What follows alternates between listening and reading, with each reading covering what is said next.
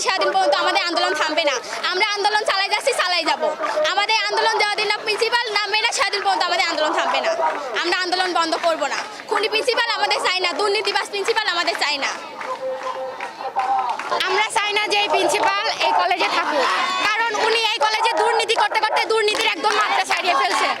এই কলেজের science building, আমি যে সায়েন্স ডিপার্টমেন্টে পড়ি, এই বিল্ডিং 3 তলা ভবন করার কথা ছিল, সেটা 1 তলা করে এখনো রেখে দিচ্ছে। আপনারা দেখতে পারেন একটা এত বড় অনার্স ডিগ্রি কলেজের কোনো পাঁচিল নাই। আমাদের যে উপর থেকে নির্দেশ আসছে যে কলেজের পাঁচিল রং করতে, আমরা দেখতে কলেজের পাঁচিলই নেই, আমরা রং করবো কিভাবে? আমাদের ওই যে ওই বিল্ডিংটা, এই মাঝখানের বিল্ডিংটা আজকে 7 বছর ধরে বিল্ডিংটা তৈরি হচ্ছে, কিন্তু বিল্ডিংটা আজ পর্যন্ত শেষ করতে পারিনি। আমাদের কলেজে নবীনবরণ অনুষ্ঠানে আর বিদায় অনুষ্ঠানে অনেক অনুদান আসে সরকার থেকে, কিন্তু এইসব টাকা পয়সা তিনি তো কোনো কিছু ব্যয় করেই না। আমাদের কলেজে কোনো অনুষ্ঠানই হয় না। আমরা ইন্টারমিডিয়েট ব্যাচের প্রত্যেক আজকে গত অনেক বছর ধরে আমাদের যে বিদায় অনুষ্ঠান হওয়ার কথা, এটা হয় না। এই কলেজে কোনো বিদায় অনুষ্ঠান হয় না, নবীনবরণ অনুষ্ঠান হয় না, শিক্ষা সফরে নিয়ে যাওয়া হয় না। এই কলেজ একতরফা চলছে। আমাদের কলেজের যে প্রিন্সিপাল, উনি কলেজ যে হচ্ছে পরিষ্কার করবে, মানে কলেজের যে পিয়ন, মানে এরা যাদের হচ্ছে মানে কেরানি সাহেব, এনাদেরকে দিয়ে একজনের দায়িত্ব যে পরিষ্কার করা, এই কলেজটা পরিষ্কার করা, এনাকে দিয়ে তার নিজের বাসায় বছরের পর বছর কেয়ারটেকার হিসেবে রাখছে। কলেজের যাকে দিয়ে পানি আনানোর কথা, আমাদের এখন একটাই দাবি, আমরা এই প্রিন্সিপালকে চাই না। বিগত 4 দিন ধরে আমাদের রাজাপুর ডিগ্রি কলেজে আন্দোলন করতেছি। আমরা ইউনিয়নের কাছে গেছি, আমাদের কোনো রেজাল্ট দেয়নি।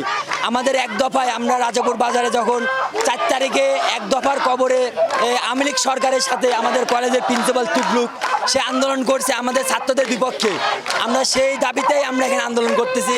আপনারা সবাই জানেন যে বড়াইগ্রাম থানায় কোথাও ছাত্র বৈষম্য বিরোধী আন্দোলন করেনি। আমরা একমাত্র রাজাপুর ডিগ্রি কলেজের শিক্ষার্থীরা আমরা রাজাপুর আন্দোলন করছি।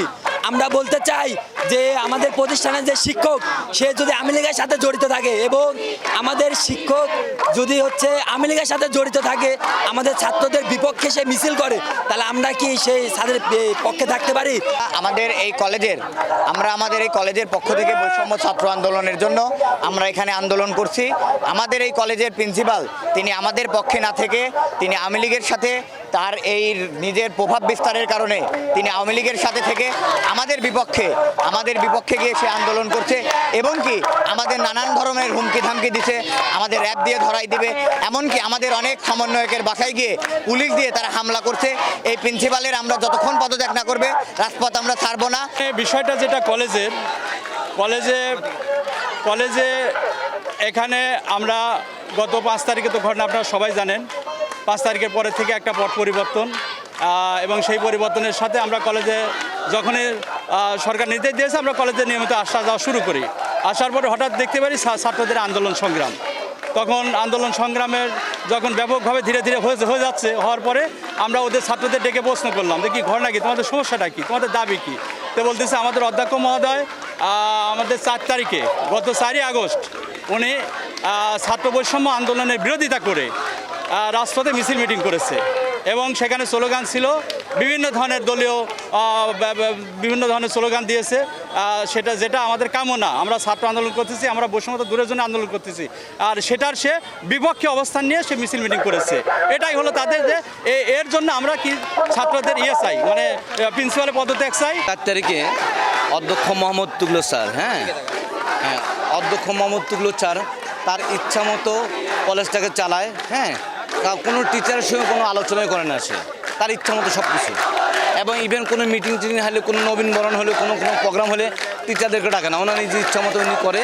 আগে মিটিং করা উচিত ছিল, মিটিং করে না, হঠাৎ আচমকা আজকে এটা করতে হবে, কালকে ওটা করতে হবে, আর্মিদের মতো।